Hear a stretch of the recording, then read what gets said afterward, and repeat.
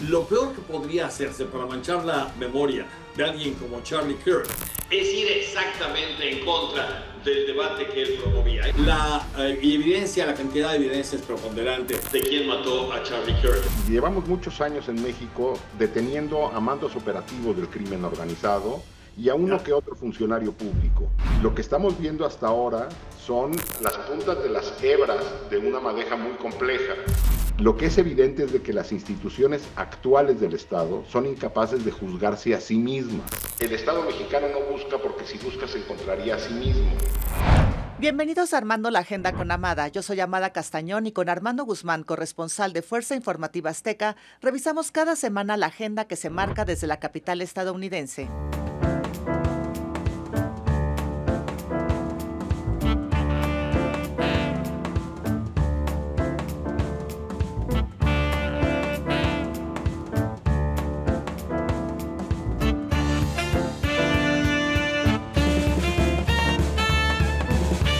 Hola Armando, ¿qué tal? ¿Cómo estás? Con enorme gusto de estar contigo, Amada, sobre todo en una semana como esta. Y te voy a decir, te lo decía el otro día por teléfono, es tan importante tener un vehículo como este en esta semana y en la semana que viene, cuando hay tanto que está creándose y aumentando en la relación de México y Estados Unidos, y cuando en Estados Unidos también están pasando cosas muy importantes, Amada, que van a tener una eco, no solamente aquí, sino en México y en el continente. Entonces, felices de estar de regreso.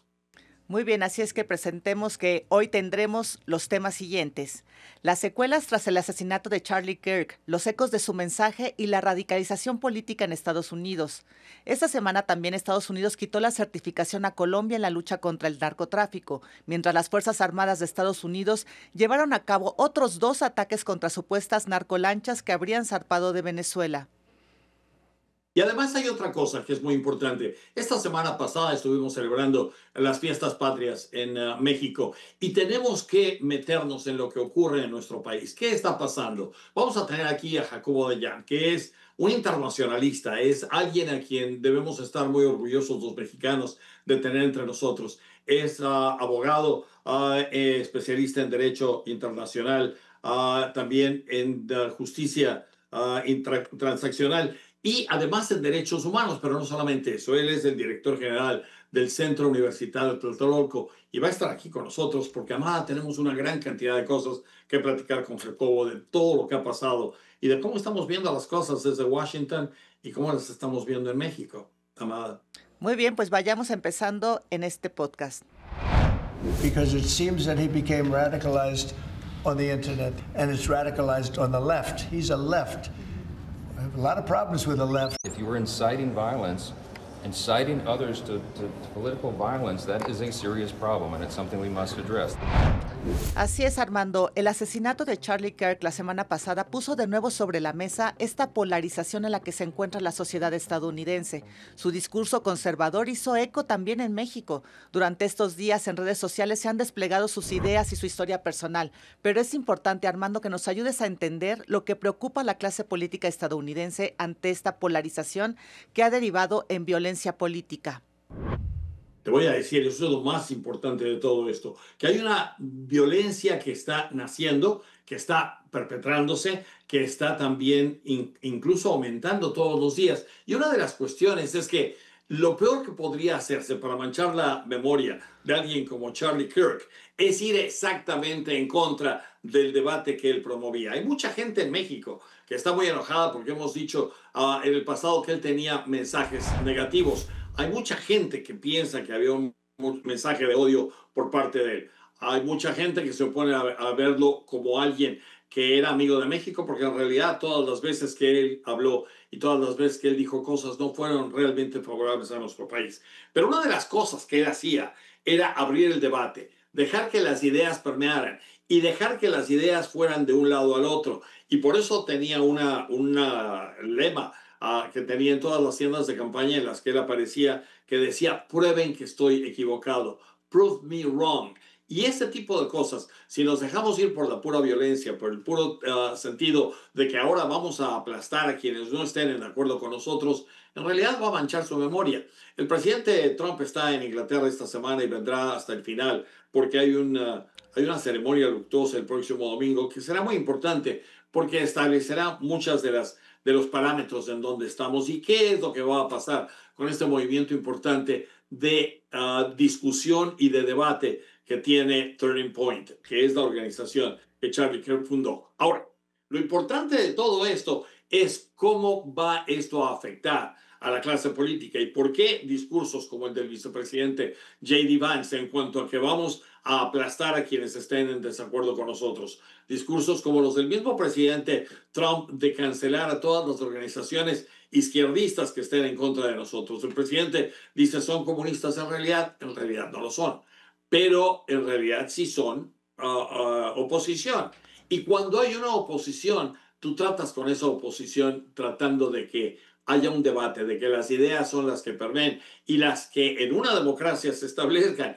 Cuando no hay ese tipo de cosas, entonces llegamos a los desacuerdos, a los manazos. Exacto. Y a la violencia política, que es lo peor que puede estar pasando. Sí. Armando, y también en este caso de la violencia política, pues han sido víctimas también Melissa Horman, legisladora demócrata en Minnesota, que también fue víctima junto con su esposo, que fueron asesinados. También en los ataques que ha habido contra la casa del gobernador Josh Shapiro acerca de por su política, porque es judío y entonces por la política, la situación que está pasando en Gaza, también le ha tocado que agredan su casa. También los intentos de asesinato por el mismo Donald Trump durante su campaña, así que no es solo este caso el que ha derivado en violencia política. Una de las cuestiones que estamos viendo esta semana es la forma en la que se va a llevar a cabo el juicio en contra de quien supuestamente, y vamos a decir supuestamente, aunque sabemos que hay preponderancia en las pruebas, de quien mató a Charlie Kirk. Pero mientras un jurado no lo encuentra, una corte de justicia no lo encuentra culpable, tenemos que referirnos a él como el supuesto asesino de Charlie Kirk. Como les decía, la cantidad de evidencia es preponderante. El ADN de este hombre está en muchísimas de las, tanto del rifle como de la toalla en la que estaba envuelto, como muchos de los lugares en los que hubo investigación. Había un destornillador que estaba junto al rifle y también revela que estuvo en manos de él. Y además hay una serie de confesiones por parte de él mismo que nos hace ver que va a ser muy difícil y que ahora los abogados lo que van a tratar de hacer es defender a que no tenga que ir a la pena de muerte. Aunque te voy a decir, son 7 delitos muy graves, son 7 cargos los que hay en contra de este hombre y seguramente va a haber una gran cantidad de discusión mientras este juicio se lleva a cabo. La cuestión es si vamos a tener un juicio que va a tardar mucho tiempo o si él va a declararse culpable para evitar ese juicio y a cambio de esa declaración de culpabilidad va a evitar ir a la pena de muerte y entonces va a conseguir una cadena perpetua. En el estado de Utah es importante reconocer que cuando tienes un asesinato en primer grado con agravantes, que es exactamente lo que estamos viendo en este caso, ese es uno de los primeros cargos, pues entonces va a la pena de muerte y hay mucha gente que está preguntando si es cierto que podría ir ante un pelotón de fusilamiento. Es cierto, porque el fusilamiento todavía existe como pena capital en el estado de Utah, pero nos estamos adelantando mucho. Tenemos que ver qué es lo que hizo, porque después de todo esto hay que acordarnos que sabemos qué pasó, dónde pasó, cómo pasó, pero no sabemos por qué pasó. Y eso lo vamos a ver adelante. Sí, estaremos muy pendientes de este seguimiento, Armando. Mientras vamos a nuestro siguiente tema. Se acaba la dependencia del ejército de Colombia y sus fuerzas militares del armamento de los Estados Unidos. ¿Qué más colaboración que ofrecer la vida? ¿Qué más colaboración que afectar enormemente el problema del narcotráfico con total contundencia? We're telling the cartels right now, we're going to be stopping them too. When they come by land, we're going to be stopping them the same way we stop the boats. Las comunicaciones con el gobierno de Estados Unidos están deshechas. Well, I would say this right away. Stop sending Tren de Aragua into the United States. Así es, Armando. El Departamento de Estado de Estados Unidos dio a conocer apenas su evaluación en la lucha contra el narcotráfico que se estableció desde 1986 en el Acta de Abuso Antidrogas de Estados Unidos. Así, Estados Unidos evalúa las acciones de los gobiernos para reducir la producción y el tráfico de drogas, pero también el lavado de dinero, los sobornos, la corrupción, así como la cooperación con las agencias. La consecuencia puede ir desde suspensión de ayuda o que les bloqueen algunas peticiones de créditos. Y esto le pasó a Colombia por primera vez en 30 años, Armando. ¿Qué significa esta desertificación a Colombia en este momento? Es grave, porque te voy a decir una cosa, y aquí estamos otra vez regresando a las cuestiones ideológicas. Es realmente un problema que Colombia no ha podido controlar después de que hubo Plan Colombia, después de que se gastó tanto dinero. ¿Es culpa de eso o es culpa de tener a un izquierdista en la presidencia como Gustavo Petro? Ese es uno de los misterios que vamos a descubrir. Aunque te voy a decir, Venezuela, Colombia, Bolivia, que están todos desertificados, nos muestran que hay un trabajo otra vez para juzgar y para ver qué es lo que está ocurriendo en cada uno de esos países y cómo está ayudando o no ayudando al esfuerzo de Estados Unidos de terminar con las drogas y con el consumo de drogas dentro de este país, que es otra cuestión que debemos discutir. Y te voy a decir, hay mucha gente que me dice, ¿cómo puedes estar en contra de Estados Unidos? No, yo no estoy en contra de Estados Unidos. Nunca lo estaré. Claro. Lo que sí debo hacer es, debo mostrar y debo hablar de las fallas que yo encuentro en Estados Unidos y de las cosas que ocurren en este país, porque también son importantes. Y te voy a decir, si alguien debería ser desertificado con esta certificación que hace el Departamento de Estado cada año, es precisamente Estados Unidos, porque en Estados Unidos es donde corre la mayor cantidad de droga que entra a Estados Unidos, que entra del mundo entero, que entra no solamente de Colombia o de Bolivia o de México o de China, sino entra del mundo entero. Aquí en estas calles es por donde corre esta cocaína y esta heroína y estas metanfetaminas y este fentanilo. Entonces, Estados Unidos necesita hacer mucho más. Sin este proceso de certificación, entonces ni siquiera Estados Unidos estaría haciendo lo que presumimos que debe hacer para bajar el número y la cantidad de gente que se droga en este país. En los últimos tiempos, en los últimos días, hemos visto que hay un menor número de gente drogándose y lo que debemos saber es si es esto gracias a que hay una concientización mayor o que hay menos drogas en las calles. A México también fue señalado diciendo que necesitaba hacer mucho más de lo que está haciendo. Y te voy a decir, hay algo que también hay que reconocer. Hay que reconocerle a México cuando hace las cosas bien y hay que criticarlo cuando hace las cosas mal. Y lo que nos parece a nosotros es que la cooperación y el nivel de cooperación que tiene Estados Unidos por parte de México ha aumentado considerablemente comparándolo en este gobierno con el gobierno anterior. Todo el mundo lo sabe y todo el mundo se da cuenta. Ahora, que nos falta muchísimo por hacer, que tenemos mucho que criticar también acerca de cómo se ha permeado todo este negocio en la sociedad civil, también lo tenemos que hacer y eso es lo que vamos a tratar más adelante en el programa, Amada. Así es, pero también, por ejemplo, esta desertificación a Colombia, ¿no te parece que es también parte de todo este plan que está teniendo Estados Unidos para evitar que vayan las lanchas desde Venezuela o que se esté usando también el Caribe para llevar las drogas y que lo esté atacando de manera directa?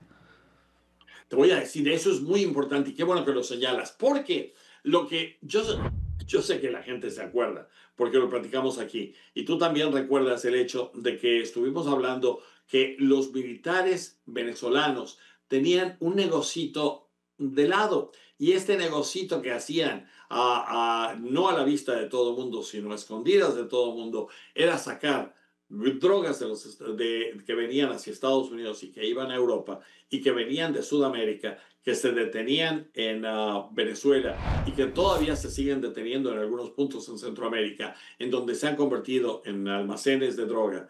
Y lo que hacían era sacarlos en lanchas, venderlos por su lado, y este negocio es algo que se mantenía continuamente. Ahora, si esto no va a funcionar, los militares se van a dar cuenta, los militares dentro de Venezuela se van a dar cuenta que no les conviene seguir teniendo a Maduro ahí como el presidente o como el hombre que maneja todo el país. y ellos se van a dar cuenta que hay también una recompensa millonaria por él.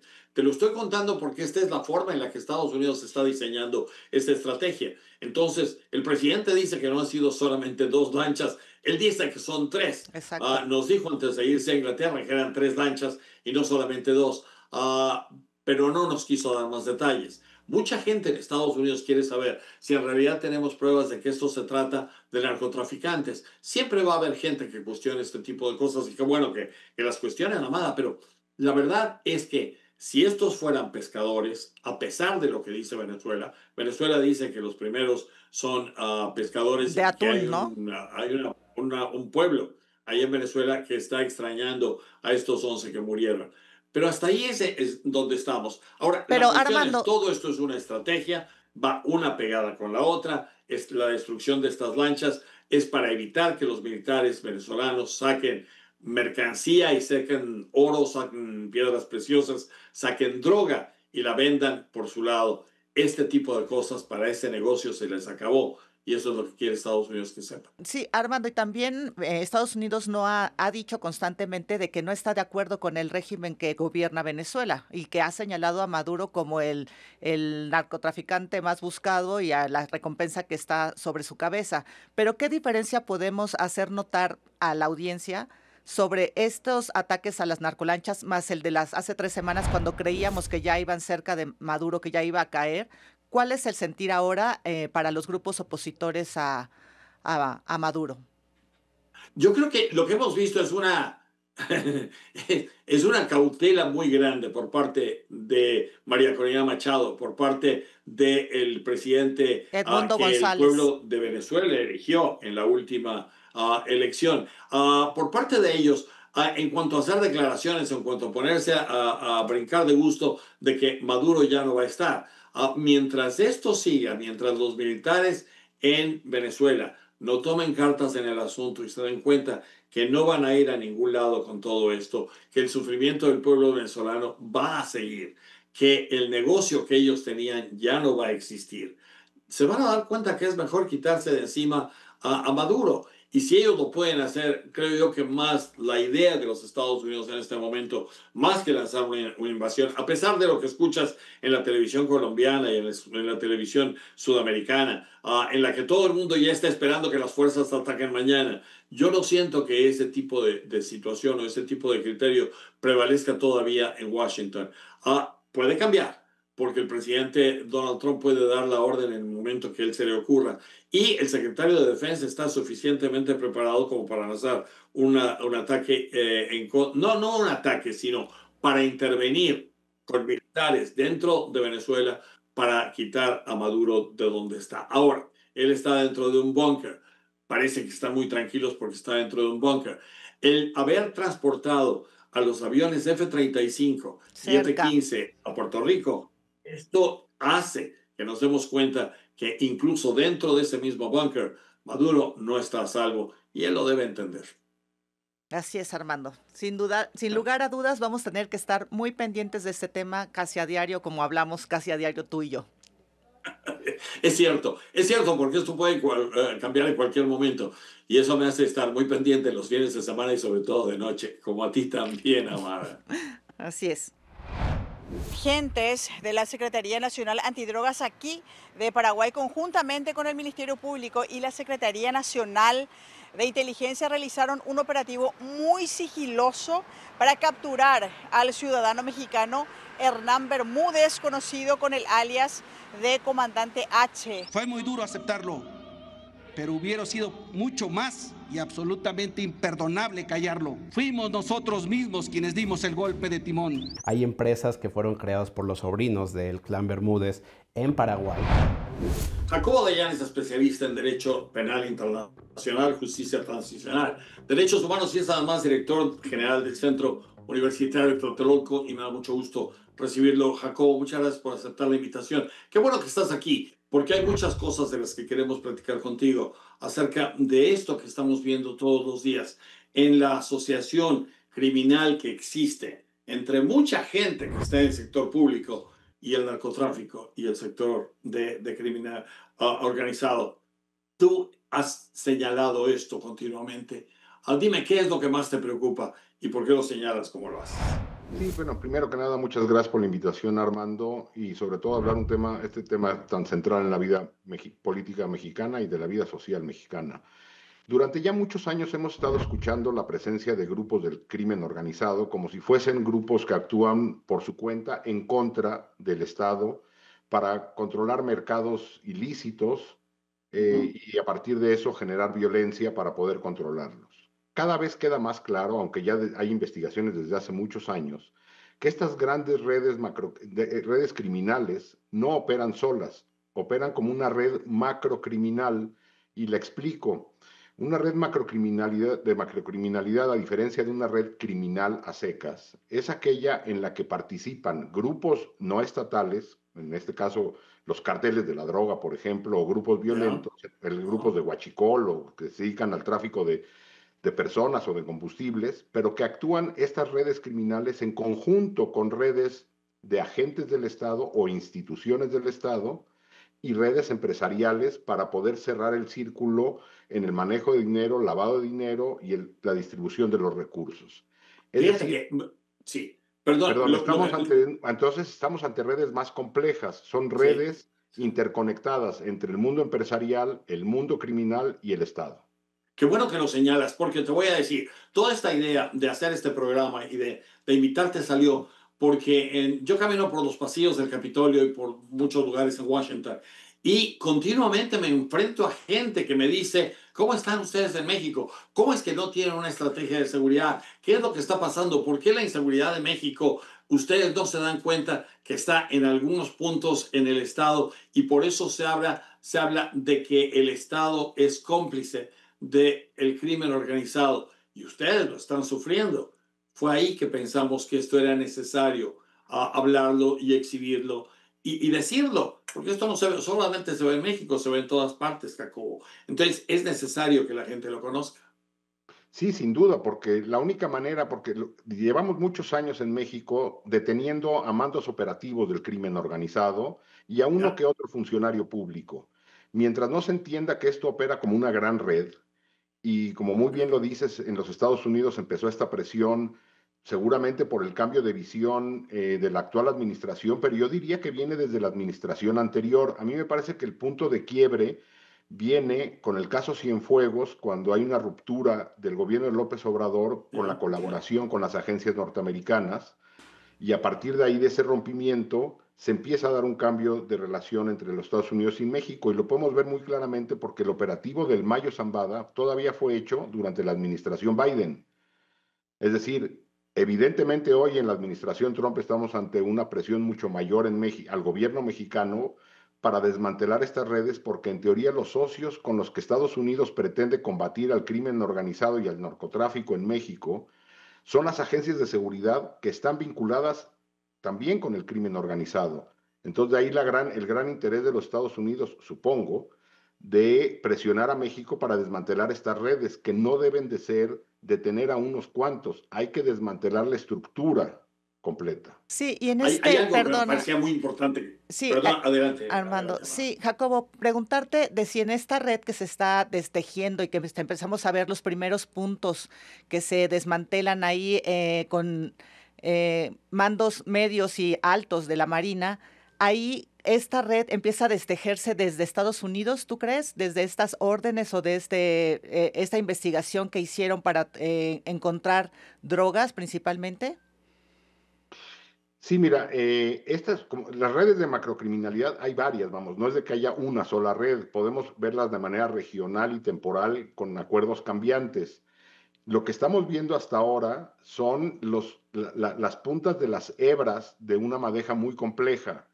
Es decir, hoy sabemos que hay algunos funcionarios de aduanas, o sea, ya es niveles medios y altos de la Marina, y vinculados, y algunas empresas. Ojo, también hay que referir aquí el caso Vector, que también está vinculado de alguna manera aquí de Alfonso Romo, el ex jefe de gabinete de López Obrador, que en esta trama, pero estamos viendo los primeros hilos de esta enorme madeja. Si se quisiera hacer en serio esto, habría que jalar los hilos, ver dónde está el nudo que debe ser a niveles muy superiores, es decir, gobernadores, secretarios de Estado, probablemente la Presidencia de la República, sin duda la Fiscalía General de la República y miembros del Congreso. Y entonces el corazón de esa madeja es muy alta y necesitaría seguirse jalando. Y luego ver dónde está el destino de los recursos, me parece sumamente importante.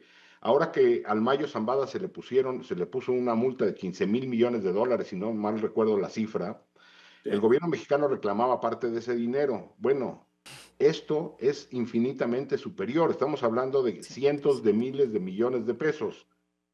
Ese dinero, hay algo que tú has dicho. Dinero debe estar en México y debe estar en campañas políticas también.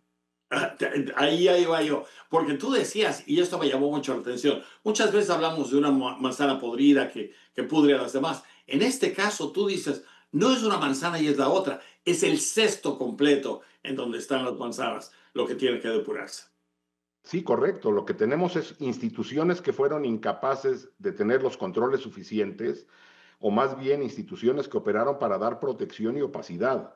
En el caso que estamos viendo ahora, que se empieza a revelar, en el caso del huachicol fiscal, pues tenemos a la Marina, aduanas, puertos, el SAT mismo y la Fiscalía General, pero en otras tramas, por ejemplo en la de Bermúdez Requena, lo que tenemos es a un gobernador que después fue secretario de Estado y ahora senador, con información que tenían los militares mismos. Es decir, lo que tenemos es un aparato que funciona para proteger al crimen en estas redes de macrocriminalidad, que no nada más está incrustado en el Estado, hay sociedad abierta entre el Estado y estos grupos criminales. Y en La Esperanza hay algo que se pueda hacer, que digamos tiene que ser mucha voluntad de parte del gobierno y de la actual administración aquí en México para poder destejer esta madeja y decir, bueno, ¿por dónde vamos a ir para limpiar todo este cesto de manzanas que decía Armando? Sí, bueno, evidentemente esta es una de las madejas, porque repito, debe haber varias redes macrocriminales operando en el país y las hemos ido documentando. En su momento las de Veracruz, las de Coahuila, las de Sonora, las de Baja California, las de Michoacán, las de Guerrero, y la lista continúa. ¿Qué hacer para desmantelar esto? Es decir, México no es el primer país que entra en una situación de estas. Lo que es evidente es de que las instituciones actuales del Estado son incapaces de juzgarse a sí mismas. Por eso, en muchos países lo que se hizo, o lo que se ha hecho, es crear mecanismos alternativos extraordinarios de verdad y justicia, con acompañamiento internacional, pero que no sea el mismo Estado juzgándose a sí mismo. Evidentemente, pues la Marina va a llegar un momento donde no va a poder continuar. La Fiscalía General de la República no va a poder continuar. Y hay una frase que dicen mucho las mamás buscadoras que me parece que se podría aplicar a este caso. El Estado mexicano no busca porque si busca se encontraría a sí mismo. Entonces necesitamos mecanismos extraordinarios de verdad y justicia como los que se han implementado en su momento en Guatemala o ahora están funcionando en Colombia, como algunos ejemplos. Ahora, hay algo que tú has señalado y que me parece súper importante, y es que los mexicanos estamos sufriendo de esa criminalidad en silencio y todos nos quejamos de que vienen las armas de Estados Unidos, allá consumen mucho, aquí tenemos mucha delincuencia, pero ¿qué podemos hacer? No podemos hacer nada. Yo creo que hay mucho más que el pueblo mexicano puede hacer en este momento y rebelarse y estar del lado de las instituciones que están señalando que hay una gran cantidad de corrupción y de crimen que este Estado mexicano no está realmente reconociendo y al que está combatiendo. Hacemos mucho y mandamos a 55 capos de la droga que ya estaban en la cárcel, pero hay muchos más que están fuera de la cárcel que continúan haciendo daño. Bueno, incluso esto que dices, Armando, estando 100% de acuerdo con lo que dices, me parece que es una estrategia fallida, y digo, supongo que el Estados Unidos presionó para que se mandaran allá porque la información acá no estaba siendo obtenida para hacer operativos, para desmantelar estas redes. Pero lo que se está haciendo es extraditando la verdad y la justicia, o expulsando, porque ni siquiera ha sido extraditado, han sido expulsados del país. dejando a México sin esa información sumamente valiosa para poder desmantelar estas estructuras. Ahora, Estados Unidos tendrá sus problemas, el problema del consumo, el problema de la corrupción en las aduanas de aquel lado, los grupos que distribuyen la droga y el problema de salud pública. Pero en México hay un problema de gobernabilidad y de viabilidad de Estado.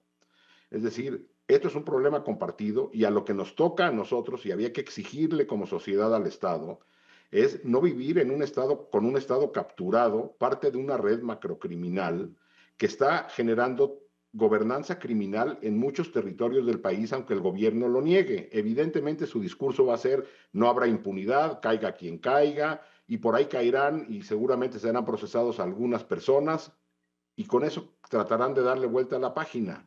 Tenemos 18 años con este discurso de la militarización que no, evidentemente no funciona.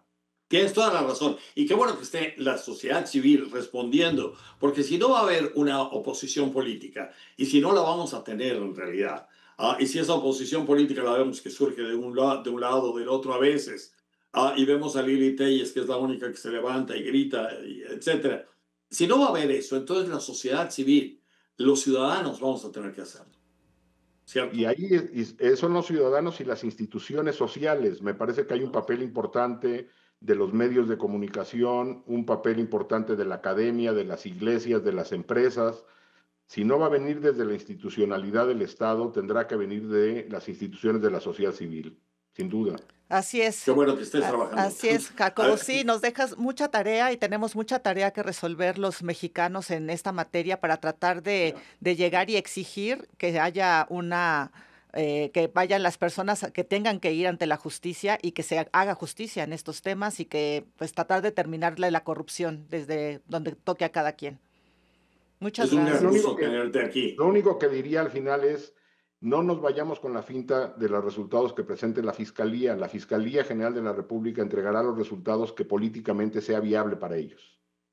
Muchas gracias. No van a llegar hasta las últimas instancias. Muchas gracias. Muchas gracias, Jacobo. Muchísimas gracias. Admiramos mucho tu trabajo y todo lo que tú haces. Muchas gracias por venir. Bueno, Amada, llegamos al final y esto es muy importante. ¿Qué tal, Armando? Este término, entonces, macrocriminalidad, lo vamos a estar escuchando constantemente en los próximos días, años, quién sabe, décadas quizás. Te voy a decir, yo creo que lo que esperábamos ver y lo que esperábamos oír estuvo ahí. Es muy importante que en México tengamos un sentido de autocrítica. Es cierto que hay mucho que hay que reclamarle al mundo entero.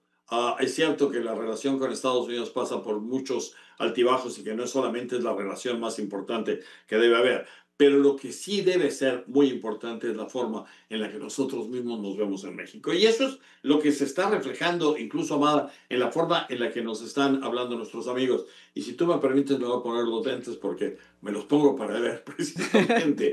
Muy bien. Hay alguien que nos decía, por ejemplo, Rebeca Díaz. Muchas gracias. Dice que felicidades por los comentarios. Ojalá y le gusten todos los comentarios, Rebeca, y le gusten los temas que estamos tratando. Sin embargo, hay otros llamadas de atención. No somos Estados Unidos. Venganza a México, salvar a México. Ya basta. Eso me parece muy importante. Lo que sí me parece difícil es pronunciar el nombre. Es Xilitl Yellow Cactus. Algo así de Yellow Cactus, Little Yellow Cactus. Es cierto, tienes razón. Qué bueno que nos estás haciendo ver este tipo de cosas y nosotros no vamos a culpar ni a México ni a Estados Unidos. Todos tenemos culpa y todos tenemos responsabilidad y todos tenemos que jalar para adelante para que este tipo de cosas se corrija. Y finalmente, Ernesto Duarte, todos contra México, todos los tratamientos. ¿Dónde están los tratamientos de los adictos para los Estados Unidos? También. ¿Dónde está la cuestión de controlar las armas de fuego que vienen de Estados Unidos? Este tipo de cosas son importantes y las vamos a seguir discutiendo aquí porque a ti te interesa, Eduardo, porque a ustedes les interesa y porque este podcast está hecho precisamente para ustedes, ¿verdad, mamá? Así es, y tenerte a ti es un privilegio, Armando, para que tú nos des lo que se dice de allá. Tú tienes los contactos, recorres los pasillos de Casa Blanca, del Capitolio, y ahí te comentan varias cosas sobre la relación México-Estados Unidos casi que a diario. Se ha convertido en algo muy importante. Y es importante también ver que tenemos nosotros voz, que tenemos voto, que México es un país muy importante.